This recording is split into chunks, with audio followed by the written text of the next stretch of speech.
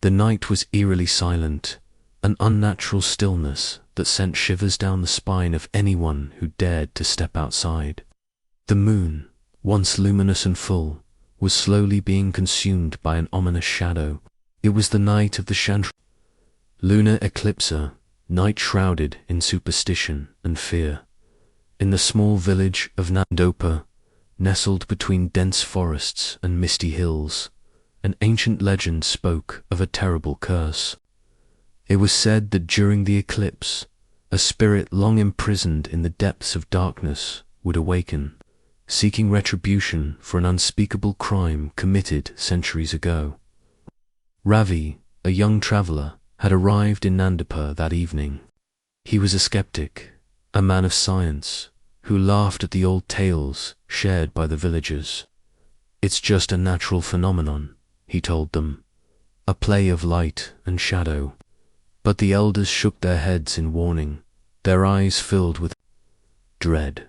"Do not step outside when the eclipse begins," an old woman whispered. "Lock your doors. Do not look at the moon, no matter what you hear." Ignoring their words, Ravi set out to explore the village as darkness fell. He wandered through the narrow, deserted streets, fascinated by the eerie silence. The village, which had been bustling with life just hours ago, now seemed abandoned, as if every soul had vanished into thin air. Then the eclipse began. The air turned heavy, thick with an unseen force. The winds howled through the trees, carrying whispers soft at first, then growing louder. Ravi's curiosity turned into unease as he noticed something strange. The shadows cast by the houses and trees twisted unnaturally, moving even when there was no wind. A sudden, bone-chilling scream echoed through the village. It came from the old temple at the edge of the villagier place no one dared to enter. After sunset, against his better judgment, Ravi followed the sound, his footsteps hesitant but determined. Inside the temple, he found an old, crumbling shrine. The walls were covered in ancient symbols, warnings etched in forgotten tongues. In the center stood a massive stone idol, its face eroded with time. But what caught Ravi's attention was the figure kneeling before a tade woman dressed in tattered white, her long hair covering her face. "Ma'am, are you all right?" Ravi asked, stepping closer. The woman slowly lifted her head. Her face pale hollow and void of life was twisted in an unnatural grin. Her eyes, dark as the abyss, bore into his soul.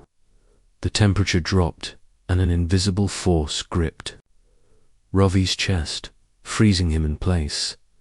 The woman's lips parted, and in a voice that was both a whisper and a scream, she said, "You shouldn't have come here." The doors slammed shut behind him. The candles in the temple flickered and died, plunging everything into complete darkness. Ravi felt something cold wrap around his ankles, creeping up his legs, paralyzing him. Shadows danced across the walls, taking shape, twisted, grotesque. Figures emerging from the stone, their hollow eyes fixated on him.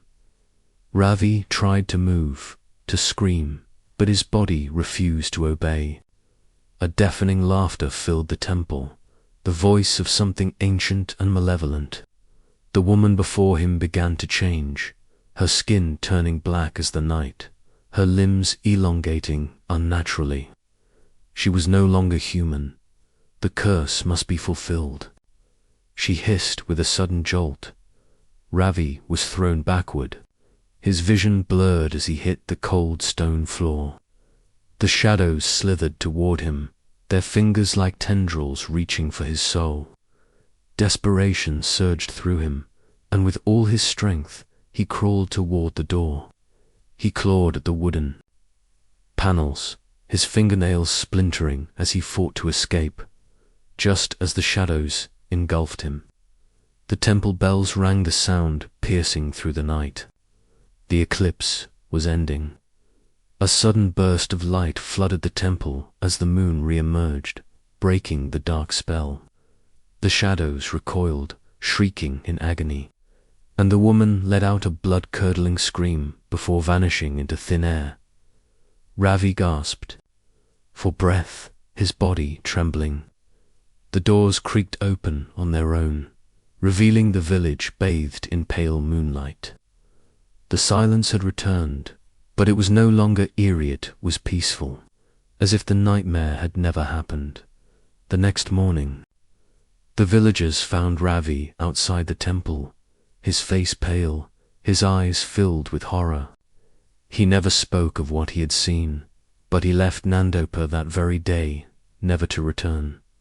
The legend of the ChandraGrahan remained, whispered among the villagers, and though no one knew exactly what happened that night, one thing was certain, that spirits still lingered, waiting for the next eclipse to rise again.